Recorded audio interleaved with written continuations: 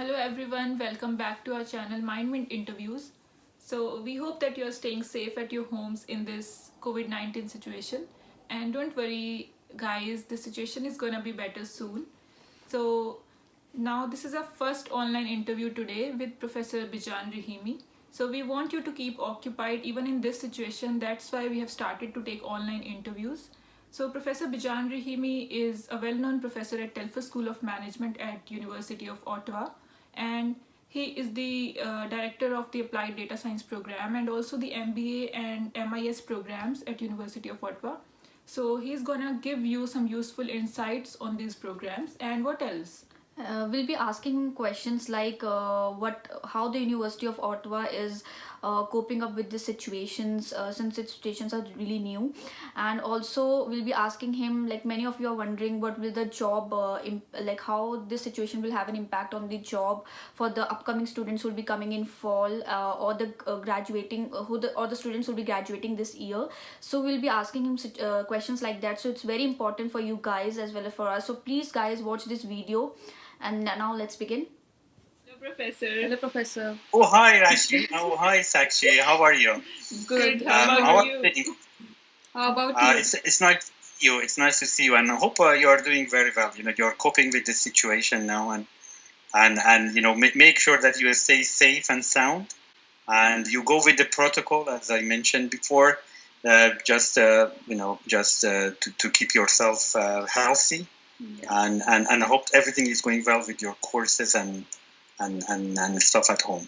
Thank you so much, Professor. Professor, without taking much of your time, we want to ask you why this EBT course. Many queries are many students have been asking this query that why this course name was changed to DTI, like the Applied Data Science. Yeah. The name of the program that we choose at that time, it turned out that I came across a website who ranked universities for data analytics and data mining, and so this program was one of the top 5 programs in the world that they mentioned. So it was known, and then gradually, what happens is that right now, if we talk, if you talk to the industry out there, and you say digital transformation. They know it immediately, because all businesses, some of them already went digital. Already, they are offering like e-business, e-government, e-commerce, many things, right? They are already offering them, but they are also thinking about how we are going to collect data, how we are going to analyze this data, how we are going to make data-driven decisions, right? So now that we have tons of data in our hand, it's a retail store, it's an insurance company, it's healthcare. No matter where it is, we have this many, lots of data available in our hand. How we can analyze them, how we can make decisions based on those. Mm-hmm. Also, we were approached by industry saying that if you can train students in UX, user experience design, that's another area that the industry is looking for talents. So what we did, we decided at the same time that we wanted to introduce 2 concentrations in this program. What is called Applied Data Science. The other one is called UX Design. So we decided to introduce 2 concentrations in the program, and at the same time, we wanted to rebrand it to digital transformation. Why innovation? So we call digital transformation and innovation, because we would like, this is a multidisciplinary program. So you see not only the engineering part of it, the technology part of it, but also you see the management and the business way, how we can innovate. Let's say if we talk about user interface, how we can innovate things, right? When we talk about running business in digital world, that is the innovative part is coming. And I would say Telfer School of Management, we already had courses in innovation. Also, I believe arts is going to contribute, for that aspect. So in general, we feel that changing the name from EBT, and they already told us that it seems that like an old term. When we say EBT, it's like an old term. It's like 20 years ago, 10 years ago. But then when we teach students right now, we teach in our executive EMBA, executive MBA. We have managers and directors coming from both public and private organizations. They come to us, and the moment we say digital transformation, they all understand it. It doesn't matter if they are in government, they are in insurance, they are in healthcare, they are in retail store. Digital transformation, they understand what we are talking about. Okay, so how about the MBA and MIS programs? Like what the university looks into the profiles of the students for those programs? For those programs, yes. So at Telfer, as you know, yes, that's a good question. We are offering MBA, we are offering EMBA, executive MBA. For students, we need at least 3 years work experience. Okay. In MBA, we need 3 years work experience. Then we have this EBT, which is rebranded to DTI. We do not need work experience. So students can just fresh coming out of, let's say, their bachelor degree, they can join this program. Okay. That's a difference there. Yeah. So like MIS is the different course that is being offered. MIS, Management Information System, is in our undergrad. One of the discipline in our undergrad program is MIS. Okay. It's MIS. Okay, so yes. At many universities, MIS is offered as a master's program. So we get many queries on MIS program, like is it offered as the master's stream at U Ottawa? So like, are there any plans for it, or like are there any upcoming things on it? Oh, okay. So let me tell you. First of all, those who did their bachelor in MIS, or they did their bachelor in computer science, computer engineering, they want to do a master in MIS. I would tell them this EBT DTI, this DTI program is a natural evolution for those who did their, they want to do a master in MIS. I would say do a master in DTI. That's number one. Number two, our MSc program in management. Let me tell you, I didn't tell you about that. I said MBA, right? MBA, Master of Business Administration. However, we have MSc in management offered at Telfer, and that's a thesis based. It's a thesis based. It's, we call it like research program, thesis based program. MBA, we call it professional program. Okay. Like in DTI, we have two streams. We have project-based, which we call it professional, versus thesis-based, right? So in MSc, in management, a student can join that program and then focus on information system if they want. Okay. So I mean, you asked if University of Ottawa has a plan to offer a master in MIS. I would say already there are masters in MIS. One of them is this master in DTI.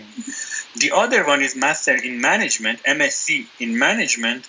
When a student joins, and then because they need to have a supervisor based on the specialty and expertise of the supervisor, then they can focus on MIS side of management, right?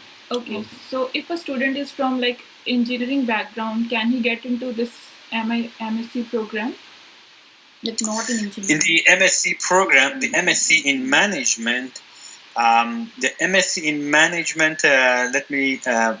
that's a good question. Yes, actually, I should check, because for MSc management, I should check, but I believe it is doable. So students who are doing a degree in engineering, for example, should be qualified for MSc.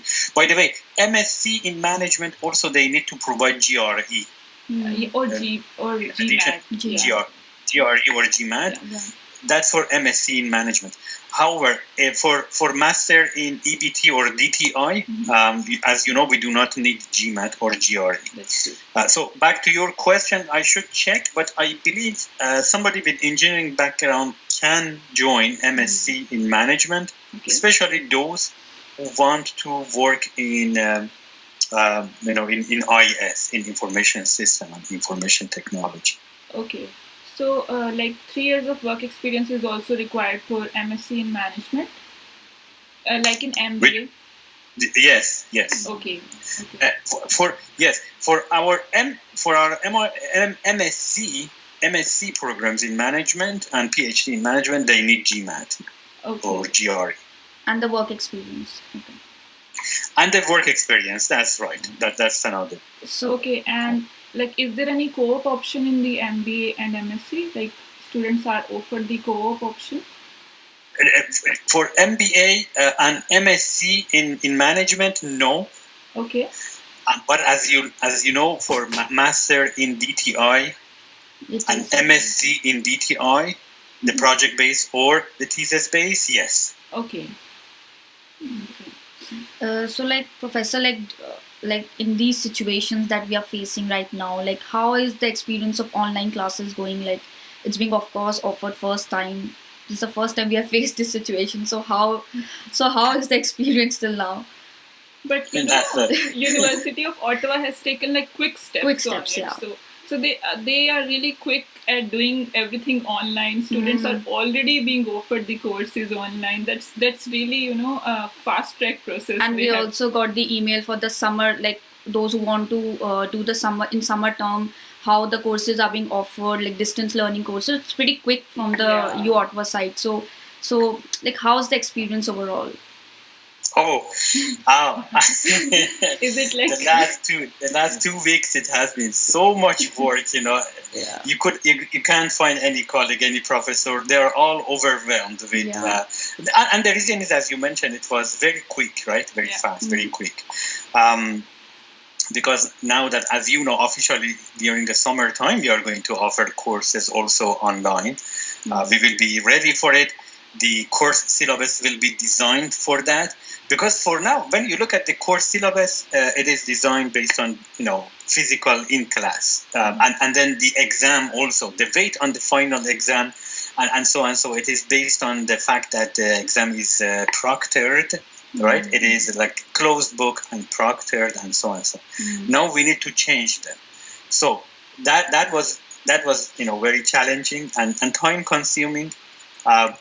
We needed to find the right tool, by the way, to do it. But now we have the tools in place. As you mentioned, we manage it myself. I offer now live sessions over Microsoft Teams, like the session that we have together now. Then I record my session using Echo 360 and I post them on the course website so a student can see. And I meet my students online. University, let me tell you, University of Ottawa wanted to go to what is called blended teaching style, right? Yeah. And already some courses were blended. And let me tell you, even before this all COVID-19 situation, we were working on making our MEng program. There is a program, it's called EMP, Engineering Management Program. EMP. Yeah. And by the way, we have many students, international students, in this EMP program. Right. And you didn't ask me about EMP. EMP is actually, it is a joint program offered by Telfer and School of Engineering, the Faculty of Engineering together. And we have lots of students from India. And when I'm saying this this based on statistics. Yep. The statistics we have at the Faculty of, the graduate studies at the Faculty of Engineering, because every year we have the stats. So some years we had many applicants from China, but the last 2 years we had many applicants from India, and they are in the program. So we 90%. Of the applicants are international, or even the students are international in the EMP program. Now that I tell you, this EMP program, we want to make it totally online. And even before this COVID-19, we wanted to have both in-class sessions as well as totally online offering of the course. Okay, so yes, it was in the plan that we are going to do for some programs. You are going to do blended teaching, a mix of in-class and digital, because that's the way to go. However, this COVID-19 just made it so fast, just pushed it that way. And starting summer, all courses will be offered online. Okay. So I know, Professor, it's very early to ask this, but like, how do you think like this situation will have an impact on the jobs, especially for students who will be graduating this year, or like how you think, according to you, how will be the overall impact, like on the jobs, or maybe that's a challenging question. That's we should wait to see. Wait until your question was about the jobs prospects. What happens? This situation. Let's just hope that this situation does not last more than some weeks, right? Because then I don't have an easy answer for you. What analysts as the economy is going to a big hit if this all these situations. It's not easy to predict what is going to happen. It's not easy to see what is going to happen, even for our graduates or someone coming from international and graduating from the program. Will be of course will be much more challenging to go to interviews, right? Because they need, everywhere we go, they need that physical presence to be able to evaluate the applicant. And right now many of these organizations, they ordered their employees to work from home, right? But these are all current employees. We haven't seen any case of, okay, now let's just hire someone just based on, let's say, an online interview, like the interview that we are doing right now. And also, like, we heard that many layoffs are being done in the companies in this situation. So they are so we hope the situation gets better soon. That's right, because you are right, it's gonna be challenging. That is why I said, let's just hope that this situation is going to last only some weeks, maybe a couple of weeks or so. But if it goes more than that, some predicts that the whole summer we are going to struggle with this situation. Then layoffs are already happening in the US, and as you know, in Canada, it's also, we see, we gradually see its impacts there.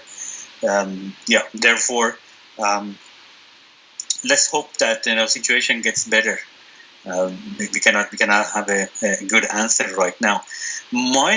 I know that you are worried, but maybe this is a point that I can ask you a question, because you are international students. So you are here. Some of you, I believe, Sakshi, this is your last semester, right? You are going to finish, and I don't know if currently you are doing your co-op or you are done. You said you are done with your co-op, right? I'm done, You're done, but still you're working. You're still working with them. CRA, Right, but here. And how about you, Rashi? How about you? Yes. Are you working too? So, Professor, I did my co-op already at IBM. So now I'm working in university as a part-time student. So with the enterprise department of the university. Okay. Yeah. So I'm working there as a part-time student right now. So this is my last term. Oh, okay. Yeah. Last term. For you, it's the last term too. So then, I wanted just to ask you how you feel about the whole situation now, knowing that you will be graduating soon. So, Professor, we are hopeful that situation will get better soon, because if we are not hopeful at this time, each day we'll be thinking about the same, how it's gonna be. Rather than that, just be positive about the situation and just carry on like we are already doing so. Yeah. We cannot Yes. panic in this situation, because panicking is the worst, I think. So it's the worst solution to any problem. So I think we should be hopeful, and let's hope that it gets better. Yeah. Yeah. The same here as well. I would say, perhaps maybe with although this is a global issue, but maybe in Canada people are more compliant, and hopefully we can contain it here in Canada. Although I know that the impact is global, it's not just how we do well in Canada. So let's just hope that the whole world. I would say always, I tell friends and family that, what, maybe one day you wake up and then they say that they found a cure they found medication and cure for this virus, and then what, in 1 week maybe everyone is cured and things go away. So who knows? Who knows? Yeah. It could happen. No, it could happen. If in old days, let me tell you, if you go back like 100 years ago, people would die of just a very simple infection, like throat infection. People would die, and we didn't have antibiotic at that time, right? But now we have it, but easily people would die from just simple infection at that time. Therefore, my hope is that it happens. Maybe one day we'll see that the cure is coming. Yes. And then when it is there, then everyone's minds will be on ease. Yeah, true. So next question would be how it is going to impact the incoming student for the fall 2020. So if the situation goes on, will it impact their admissions? Will it be deferred, or is there any plan for them? Is it going to impact them too, for their admissions for the upcoming fall session mainly? Yeah, let me tell you something, that university is open, and that and you work at the university, that, Rashi, and that there is no plan to change the dates or anything for now. The only change is to do as much as possible to do that part of the work digitally and online, right? Therefore, if the students want to apply, for now there is, as far as I know, there is no plan to close any process or any part of the university. So we are gonna process applications. We are gonna admit students, and you know what? With the hope that in September, for example, if they want to join the program, there must be flights, right? So with the hope that flights are going to be operating by sometimes in summer, sometimes in the near future. Therefore, from the university point of view, let me tell you, there is no change in any process or any date so far. So the students have already applied and did not get the results yet, the admission, are they admitted or not admitted? So are the applications being still looked upon, in this, if everyone's working from home, and are they that thing? No. Students who applied, we are processing their files, and we already send out, even yesterday we sent out an admission letter to students. We are processing and we are sending out the letters. Okay, there is no change. No change. So last thing would be, what would be the piece of advice for the students from your side? Especially in this situation. For the students coming, sorry? Especially in this situation, students are really anxious when they are sitting at their home country, be it India or any other country, they are really anxious about how the admissions will go, because of course the situation is really, really hard at this time. So one piece of advice for them, for the new students, for the new student, you mean, for those who are going to, those who applied, students who applied or students who received their admission, my advice would be this. As you said, let's just take it one step at a time. Let's be hopeful. It's not like we say, the whole world is going to be on halt. No. So the admissions are processed. Hopefully when they receive the admission, they are going to apply for visa at the Canadian Embassy. So the visa process already, it was online, right? So they're going to apply for that. the only issue we have right now is the flight, right? How they are gonna fly and come over here. That is the thing that we should all hope that things get better, and airlines, they will resume their operation. Therefore, my advice for the students would be, be hopeful, and then the situation, assume that this situation is temporary, and you receive your admission, those who applied, and we just go with as planned, as was planned before. Okay, don't worry about that.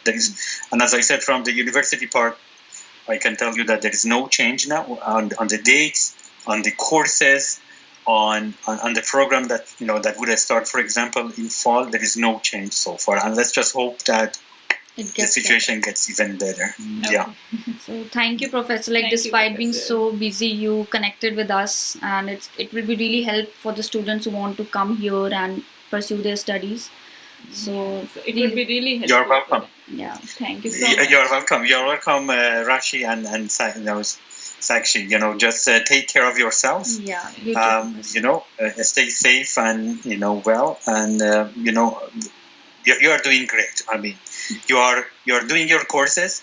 You have jobs, and you're taking care of your jobs, and you are doing some services to your community. Let's say for these international students, you are recording, you are interviewing professors, and so you are doing great. I just wanted to thank you and say that you are examples of good students that we get from overseas, coming here, helping each other, being successful in the program, being successful in economy, because we always say this program, like the EBT, DTI program, the EMP program, and so we have international students in this program. They come, they get the education, they get the skills, they go to co-op like you, and when they are ready, they are absorbed in the industry, they are absorbed in the economy of this province, right? Or in Canada in general. Therefore, what we say is that this is a good example, you are good examples of a successful program that we are running here. Yeah. Thank you so much, Professor.